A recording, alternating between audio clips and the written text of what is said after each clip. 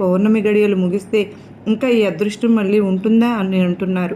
అలాగే నీ జీవితం మొత్తం కూడా చెప్పబోతున్నాను, అందులో ఏముందో తెలుసుకునే అదృష్టం నీకు దక్కబోతుంది అంటున్నారు. మరి ఇన్ని అద్భుతాలు కలయిక ఉన్న ఈ సందేశాన్ని మీ కంటపడిన క్షణం ఎటువంటి పరిస్థితుల్లో కూడా వదులుకోవద్దండి. ఎందుకంటే అది మనందరి లైఫ్. ఇక్కడ 12 నెలలు ఇచ్చారు అమ్మవారు. 12 నెలల్లో కూడా ప్రతి ఒక్క మనిషికి సంబంధించిన జాతకం ఉంది కనుకనే అసలు డోంట్ మిస్ అండి, వదులుకోనే వద్దు.